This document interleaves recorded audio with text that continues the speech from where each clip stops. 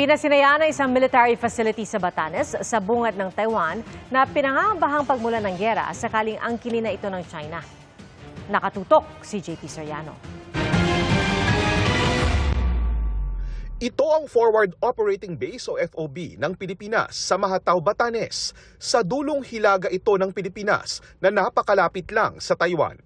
Ang military facility na ito pwedeng maging temporary o semi-permanent installation para suportahan ang tactical military operations ng AFP.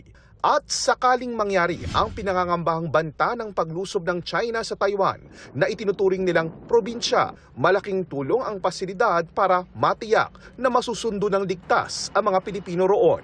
And binanggit ng ating presidente na whatever happens in Taiwan, we will feel the impact of that. Bakit? We have almost 200,000 Filipinos doon.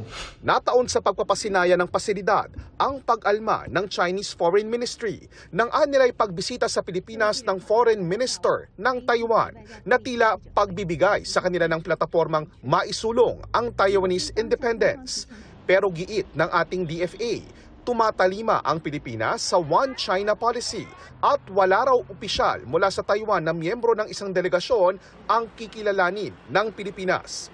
Habang nakaantabay ang Pilipinas sa tensyon sa pagitan ng Taiwan at China, tiniyak naman ng Malacanang na aktibong tinutugis ng National Security Council ang mga di-umano'y Chinese sleeper agents na sangkot umano sa mga paniniktik sa ating gobyerno at nagdadala ng matinding banta sa seguridad ng Pilipinas. We can assure the public that our security forces are actively monitoring and addressing these threats.